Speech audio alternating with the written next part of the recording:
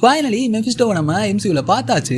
இப்போதைக்கு எம்சியூல இருக்கிற ஒரு மோஸ்ட் டேஞ்சரஸான கேரக்டர்னா அது கண்டிப்பா மெஃபிஸ்டோ தான். தலைவன் டீல் போடுறதுல கெட்டிக்காரன். உங்களுக்கு என்ன தேவை என்ன வேணும்ன்றத கரெக்டா தெரிஞ்சுக்கிட்டு அதை உங்களுக்கு கொடுத்துருவான். ஆனா அதை எப்படி உங்ககிட்ட இருந்து திரும்ப பறிச்சுக்க முடியுமோ அப்படியும் பறிச்சுப்பான். அவன் உங்களுக்கு அந்த விஷயத்தை கொடுக்கறதுக்கான ஒரு விலையை வாங்கியிருப்பான்ல, அதையும் உங்ககிட்ட இருந்து கரெக்டா எடுத்துப்பான்.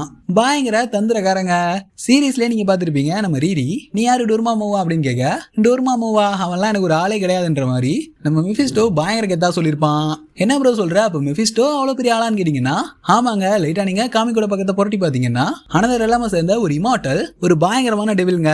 நினைச்சா ரியாலிட்டிவே ட்விஸ்ட் பண்ண முடியும், நடந்த விஷயங்களை ஒட்டுமொத்தமா மாத்த முடியும், மெமரிஸை மொத்தமா அழிக்க முடியும், யார் உருவத்துக்கு வேணா மாற முடியும், இலூஷன்ஸை உருவாக்க முடியும். அவன் வாழ்றதுக்காக இத்தனை டீல்ஸ் வேணா போடுவான். காமிக்ல ஸ்பைடர்மேனோட மேரேஜையே ஒட்டுமொத்தமா அழிச்சவன், டாக்டர் டூமோட மதரையை கடத்திட்டு போயிட்டு ஹெல் டைமென்ஷனுக்குள்ள ட்ராப் பண்ணி வச்ச ஒரு பயங்கரமான ஆள் தான் இந்த ஒரு மெஃபிஸ்டோ.